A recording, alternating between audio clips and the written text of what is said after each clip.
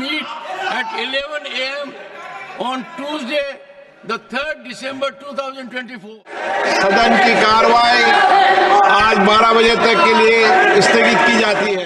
तो एक बार फिर लोकसभा और राज्यसभा की कार्रवाई स्थगित हो गई। क्यों?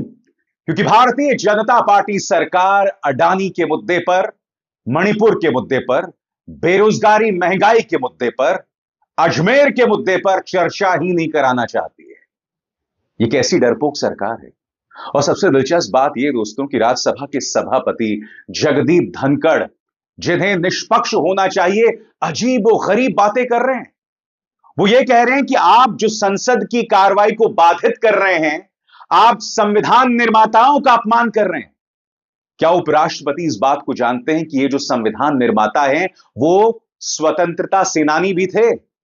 ये वो स्वतंत्रता सेनानी थे और हमें नहीं भूलना चाहिए जिन्होंने अंग्रेजों के जुल्म उसके खिलाफ भी बगावत की थी, उसके खिलाफ भी प्रदर्शन किया था।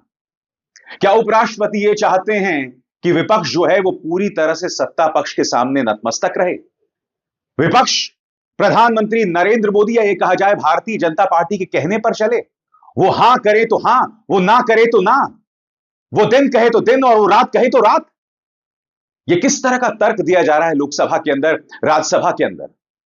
निहायत ही शर्मनाक नजारा। और सबसे बड़ी बात, जिस अडानी के बारे में एक अमेरिकी अदालत ने टिप्पणी की है, गिरफ्तारी वारंट जारी किया है, जिस अडानी के बारे में कीनिया ने अपने तमाम समझौतों को रद्द कर दिया है, जिस अडानी के बारे में फ्रांस की सबसे बड़ी तेल कंपनी टोटल एनर्जीज ने अपना करार रद्द कर दिया है, उस अडानी के बारे में चर्चा तक नहीं कराना चाहती भाजपा सरकार।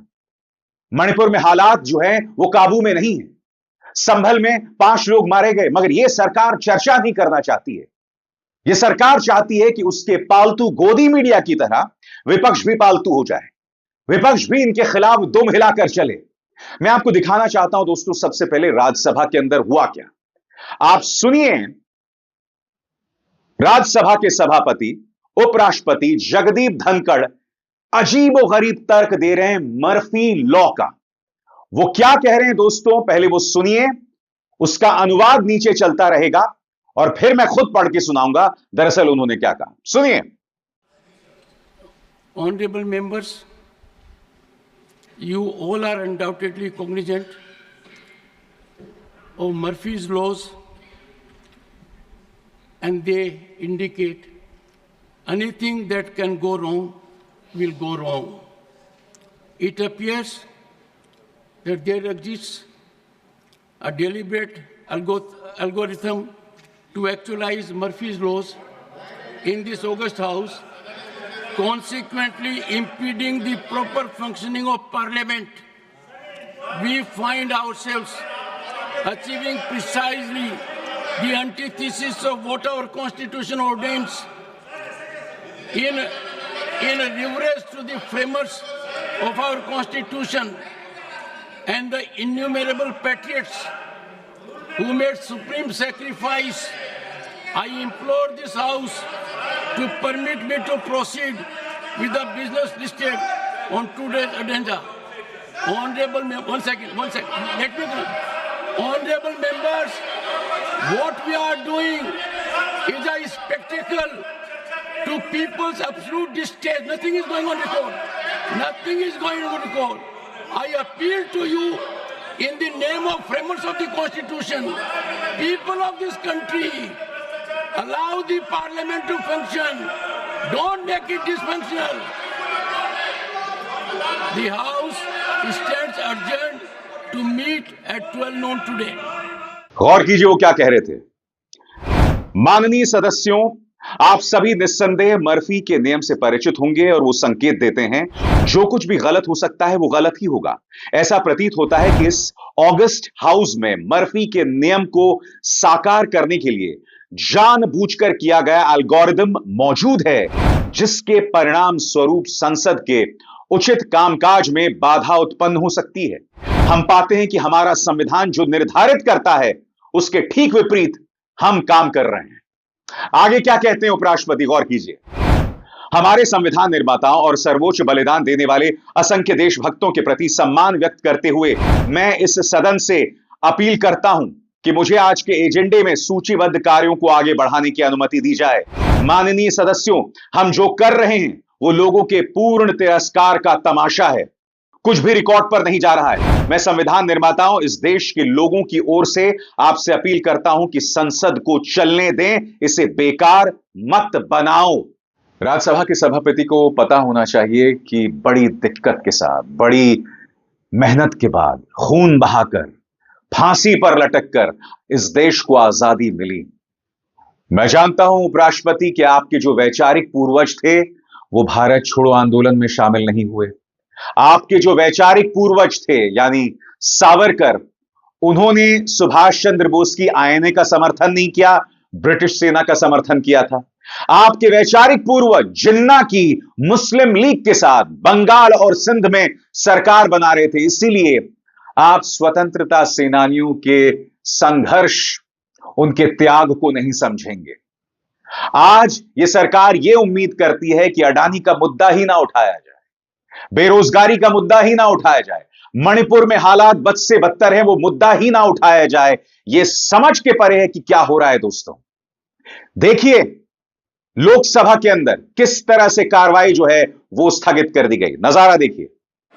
माननीय सभी सदस्यों से मैं आग्रह करती हूँ, आप सबसे निवेदन करती हूँ कि सदन को चलने दें। काफी माननीय सदस्य कई महत्वपूर्ण विषयों पर चर्चा करने वाले थे। पूरा देश का मतदाता हम सबको देख रहा है, खास करके जो पहली बार सदन पर चुनकर आए हैं, वो भी अपने सदन में या अपने क्षेत्र की बात रखने वाले थे। आप सबसे आग्रह करती हूँ कि सदन की कार्रवाई को चलने दें। सभा की कार्रवाई मंगलवार दिनांक 3 दिसंबर 2024 को प्रातः 11 बजे तक के लिए स्थगित की जाती है। इस सरकार को सवालों का जवाब देने से इतनी एलर्जी क्यों है? क्या वजह है कि आप सवालों से भागते रहते हैं और जो सवाल पूछता है उसे आप परेशान करते हैं? इस वक्त देश का किसान जो है वो संसद की तरफ कूच करने की कोशिश कर रहा है, उसके भी सवालों का जवाब नहीं है आपके पास। नजारा देखिए दोस्तों, आज किस तरह से किसानों के आंदोलन के चलते दिल्ली और एनसीआर के कई हिस्सों में जबरदस्त ट्रैफिक जाम रहा। किस तरह से उन्होंने पुलिस की बैरिकेडिंग को तोड़ते हुए प्रवेश का प्रयास किया, देखते हैं।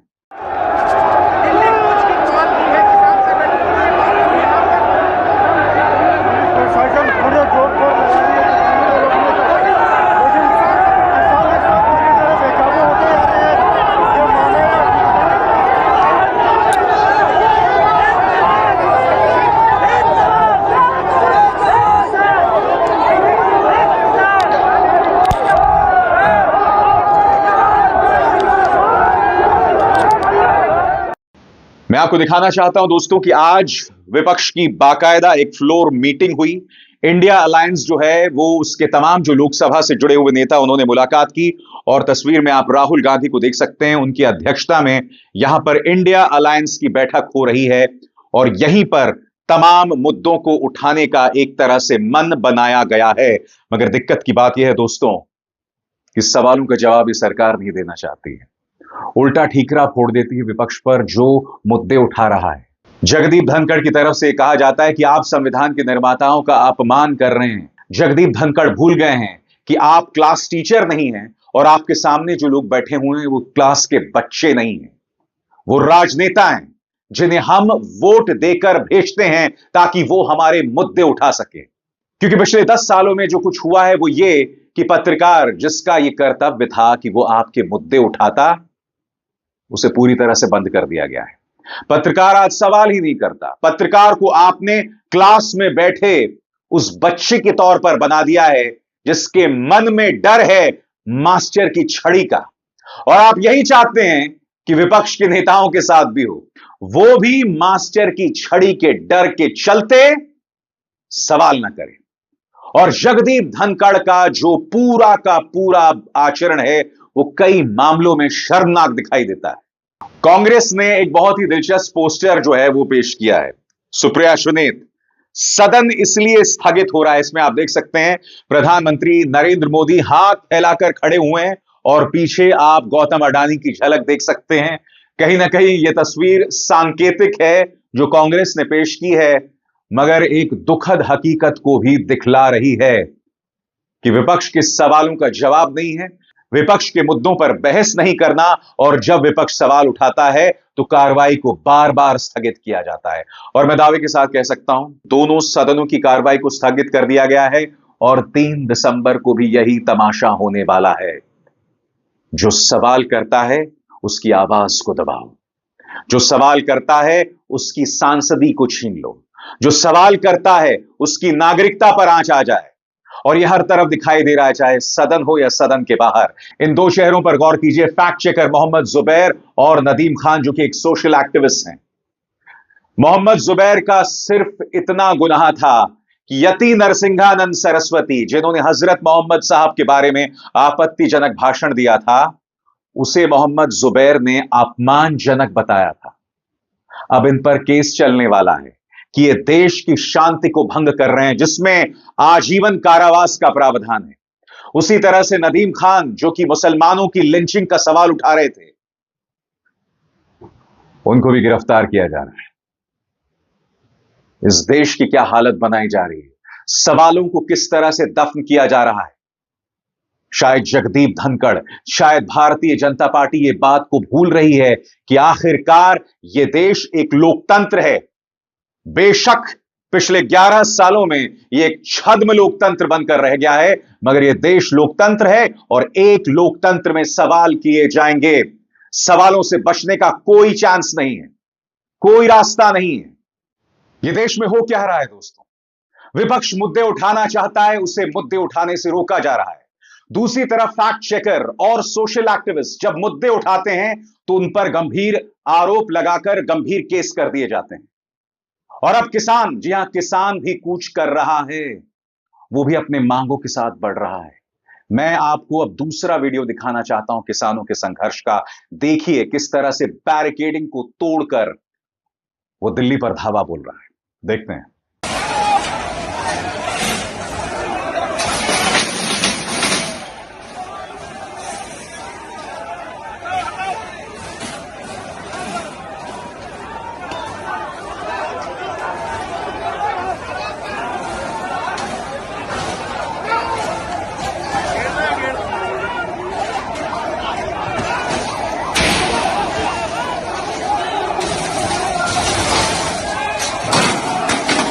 स्वाभाविक सी बात है दोस्तों, कांग्रेस इसे बड़ा मुद्दा बना रही है। कांग्रेस का बयान आपकी स्क्रीन पर।